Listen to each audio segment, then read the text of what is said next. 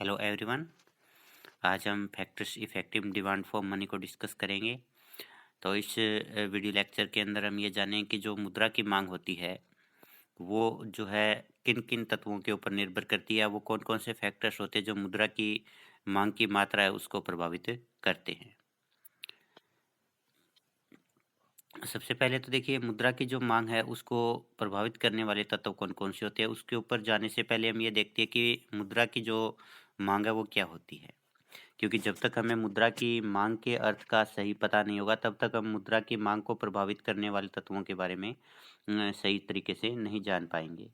तो कोई भी जो अर्थव्यवस्था होती है, उस अर्थव्यवस्था के अंदर लोगों के पास में जो नकद मुद्रा होती है, यानी एक व्यक्ति के पास में संपत्ति तो कितनी भी हो सकती है, लेकिन वो सारी की सारी उसकी संपत्ति जो मुद्रा की मांग नहीं कहलाती। उस संपत्ति का जो हिस्सा एक व्यक्ति अपने पास नकद रूप में रखता है, वही जो है मुद्रा की मांग कहलाती है। तो आज हम ये डिस्कस करेंगे कि जो नकदी की मात्रा है एक व्यक्ति के पास में, वो किस-किस चीज़ पर निर्भर करती है, कौन-कौन से तत्वों पर निर्भर करती है। तो आइए शुरू करते हैं अपना आज का जो ये मुख्य जो विषय है उसके ऊपर डिस्कशन। सबसे पहले होता है समुदाय की संपत्ति। ज़्यादातर जो लोग हैं उनका ये मानना है कि जो समुदाय होता है, उस समुदाय के पास में जो संपत्ति है वो जो है किसी भी देश की जो मुद्रा की मांग है उसको प्रभावित करती है। अब अगर किसी देश के पास में ज़्यादा धन संपत्ति है, तो उस देश के अंदर मुद्रा की मांग भी ज़्यादा होगी। अगर किसी भी अर्थव्यवस्था के अंदर संपत्ति की मात्रा कम है, धन की मात्रा कम है, तो उस देश के लोगों के पास में नकद मुद्रा की मात्रा भी कम होगी। लेकिन जो टोबिन और बोमोल है, उनका ये मानना है कि ऐसा होना आवश्यक नहीं है। क्योंकि मान लीजिए एक जो व्यक्ति है उसके पास में 100 करोड़ की संपत्ति है और दूसरा व्यक्ति है उसके पास में जो है 10 करोड़ की संपत्ति है। तो ये अगर आप इस दृष्टिकोण को देखें तो इसके अनुसार जो है 100 करोड़ वाले में जो है मुद्रा की माँग अधिक होनी चाहिए 10 करोड़ वाले की तुलना में। लेकिन टोबिन और जो बामोल है उनका ये मानना है कि जो मुद्रा की माँग जो वो धन के ऊपर ही निर्भर नहीं करती। हो सकता है कि जिस देश के पास में, जिस समुदाय के पास में, जिस व्यक्ति के पास में संपत्ति की मात्रा ज़्यादा हो, वो ज़्यादा निवेश करे। यानी नगद रूप में कम रखे, और जिसके पास में कम संपत्ति हो सकता है कि भी वो जो है वित्तीय साधनों में अपने पैसे को ना लगा करके नगद रूप में रखना पसंद करे।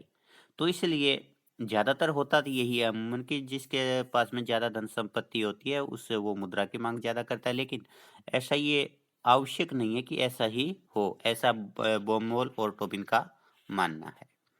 दूसरा है ब्याज की दर। ब्याज की दर जो होती है वो भी मुद्रा की जो मांग है उसको प्रभावित करती है, क्योंकि demand for money is a function of rate of interest. अगर ब्याज की दर बढ़ती है तो इसका मतलब मुद्रा की जो मांग है उसमें कमी आएगी। कमी आने के पीछे कारण क्या है कि जब ब्याज की दर बढ़ गई तो एक व्यक्ति अपने पास नकद रूप में मुद्रा न रख करके बैंक में जमा करवाता है या शेयर बॉन्ड्स में पैसा लगाता है, ताकि उसे जो है ज़्यादा जो है आय प्राप्त हो सके।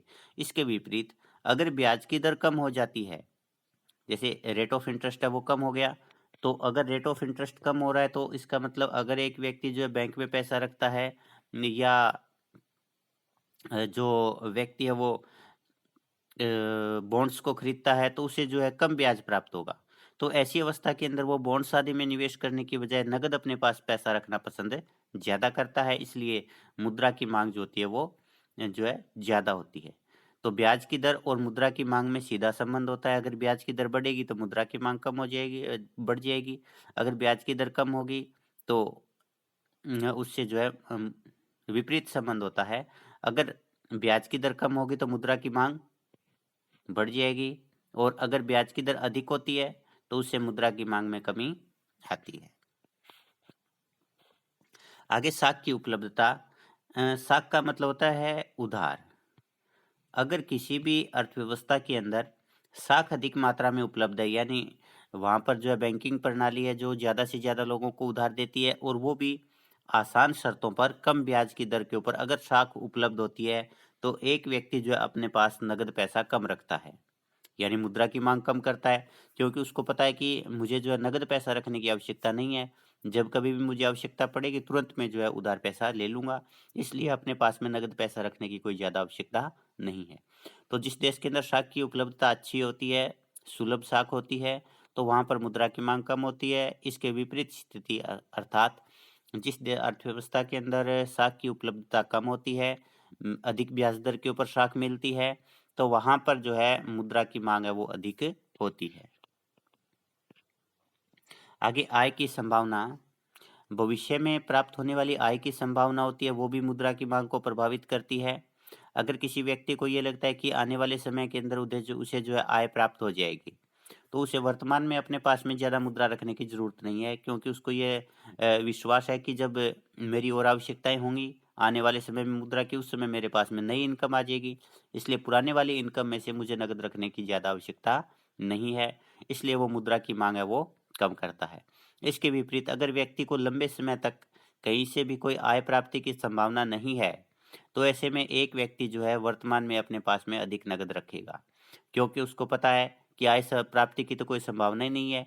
इसलिए जो उसके पास में पैसा है, उस पैसे को वो जो है अपने पास में संभाल करके रखता है, ताकि आवश्यकता पड़ने पर उसका प्रयोग किया जा सके, और इससे जो है मुद्रा की जो मांग है वो ज़्यादा होती है।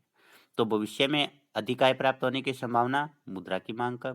भविष्य में आय प्राप्त होने की कम संभावना, मुद्रा की मांग ज़्यादा।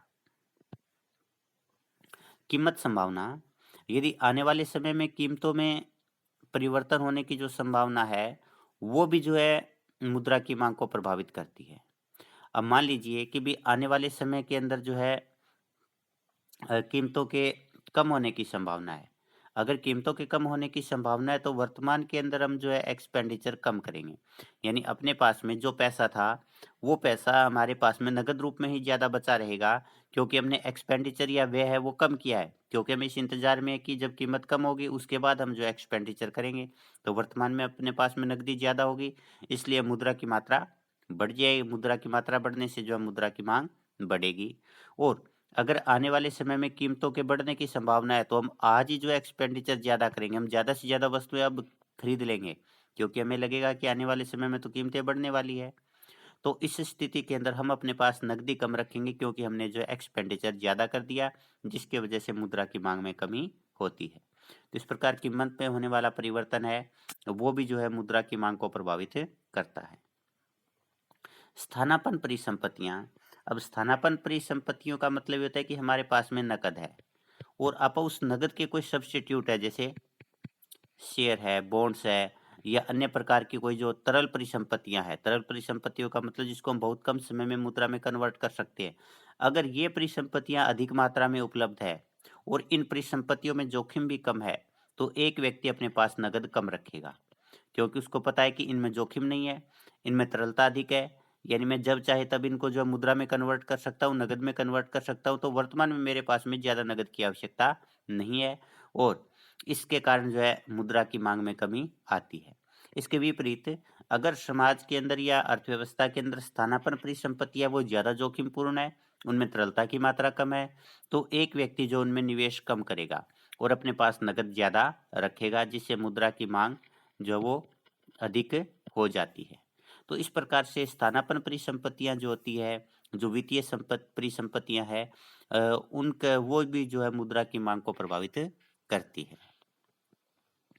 आगे भुगतान प्रणाली, अब कोई भी जो अर्थव्यवस्था होती है उसमें भुगतान की 2 प्रणाली होती है। एक तो जो है वहाँ पर जो भी लेन-देन किया जाता है उसका नकद भुगतान किया जाता है, और दूसरा उधार भुगतान किया जाता है। अगर नकद जो है वो भुगतान करने की व्यवस्था है, तो एक व्यक्ति को, क्योंकि हमेशा हम किसी न किसी प्रकार की वस्तुएँ और सेवाएँ परचेज़ करते रहते हैं, और अगर नकद की व्यवस्था है तो हमें अपने पास में मुद्रा हर वक़्त ज़्यादा रखनी पड़ेगी। तो इसकी वजह से जो है वहाँ पर जो है मुद्रा की माँग में वृद्धि होगी। इसके विपरीत अगर उधार की व्यवस्था है, तो हमें अपने पास में नकद रखने की उतनी आवश्यकता नहीं है, क्योंकि हमें पता है कि जब कभी भी हमें वस्तुओं और सेवाओं को खरीदने की ज़रूरत होगी, तो हम जो है उधार पर ले लेंगे, और एक निश्चित समय के बाद में जो उसका भुगतान कर दिया जाएगा। तो अगर ऐसी व्यवस्था है, किस्तों पर उधार मिलता है, आसान ब्याज की दर होती है, तो उस अवस्था के अंदर जो है एक व्यक्ति अपने पास नकद मुद्रा कम रखता है, जिससे मुद्रा की माँग में कमी आती है। इसके बाद पूंजी बाजार की अस्थिरता। यदि किसी भी अर्थव्यवस्था के अंदर जो पूँजी बाज़ार है, उसके अंदर अगर लगातार उतार-चढ़ाव आ रहे हैं, तो लोग जो है उस स्थिति के अंदर इन्वेस्टमेंट कम करते हैं। क्योंकि उनको पता है कि अगर हम इन्वेस्टमेंट करेंगे तो हमें नुकसान उठाने की संभावना भी ज़्यादा है, और ऐसी अवस्था के अंदर उनके पास में जो भी संपत्ति है, उस संपत्ति को नगद रूप में रखना पसंद करते हैं, और जिसके कारण जो है अर्थव्यवस्था के अंदर जो मुद्रा की मांग में वृद्धि होती है। और इसके विपरीत अगर बाजार के अंदर स्थिरता है पूंजी बाजार में, तो वहाँ पर लोग ज़्यादा निवेश करना पसंद करेंगे, और अगर निवेश ज़्यादा पसंद करेंगे तो एक व्यक्ति जो है अपने पास में नगद कम रखेगा, और नगद कम रखने का मतलब क्या है, मुद्रा की मांग में कमी आएगी। इस प्रकार से पूंजी बाजार की जो स्थिति है वो भी मुद्रा की मांग को प्रभावित करती है। अगर पूंजी बाजार में अस्थिरता है तो मुद्रा की मांग बढ़ेगी। अगर पूंजी बाजार में स्थिरता है, लाभ की ज़्यादा संभावना है, तो वहाँ पर जो है मुद्रा की मांग है उसमें कमी आएगी। इसके बाद है बैंकिंग प्रणाली। किसी भी देश के अंदर जो बैंकिंग प्रणाली जो होती है वो भी मुद्रा की मांग को प्रभावित करती है। अगर किसी भी देश की अर्थव्यवस्था, उसके अंदर बैंकिंग सिस्टम सुदृढ़ है, विकसित है, मजबूत है, तो वहाँ पर मुद्रा की मांग उतनी ही कम होगी। इसके पीछे कारण ये है कि अगर बैंकिंग व्यवस्था अच्छी है, तो लोगों को आसान किस्तों पर और सही समय पर उधार मिल जाएगा, इसलिए वो अपने पास ज़्यादा नकद नहीं रखते।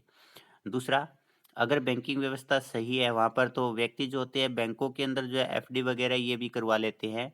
तो ऐसी अवस्था के अंदर जो होता है उनके पास में नगद कम बचता है, और नगद की मात्रा कम बचने की वजह से जो है वहाँ पर एक व्यक्ति जो है मुद्रा की मांग कम करता है। तो बैंकिंग व्यवस्था जो होती है वो भी जो है मुद्रा की मांग को प्रभावित करने वाला एक महत्वपूर्ण कंपोनेंट है। आगे है राजनीतिक स्थिरता। राजनीतिक जो स्थिरता होती है वो जो है मुद्रा की मांग को प्रभावित करने वाला एक संस्थागत तत्व है, और अगर किसी देश के अंदर राजनीतिक स्थिरता है, तो वहाँ पर जो होता है राजनीतिक स्थिरता जो होती है वो धीरे-धीरे जो है आर्थिक स्थिरता की तरफ बढ़ती है। क्योंकि अगर राजनीतिक स्थिरता है तो वहाँ पर जो आर्थिक नीतियाँ हैं उनमें जो स्थिरता आएगी, जिसकी वजह से जो है आर्थिक प्रणाली है उनमें भी स्थिरता आएगी।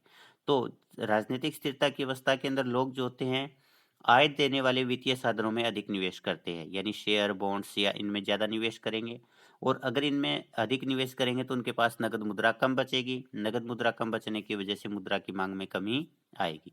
इसके विपरीत अगर किसी भी देश के अंदर राजनीतिक अस्थिरता है, लगातार जो है राजनीतिक उठापटक चलती है, तो वहाँ पर जो है जो आर्थिक नीतियाँ होती है उनमें समरूपता नहीं होती, उनमें जो है अस्थिरता आ जाती है। जिसकी वजह से जो है निवेश करना नुकसानदायक होता है, और इस वजह से जो है इन्वेस्टमेंट में कमी होने की वजह से लोगों के पास में नकद मात्रा अधिक बचती है, और नकद मात्रा अधिक बचने की वजह से वहाँ पर जो है मुद्रा की माँग में वृद्धि हो जाती है। तो इस प्रकार से राजनीतिक अस्थिरता जो होती है वो भी मुद्रा की माँग को प्रभावित करने वाला फैक्टर है। इसके साथ अपना ये जो आज का टॉपिक था वो समाप्त होता है। धन्यवाद।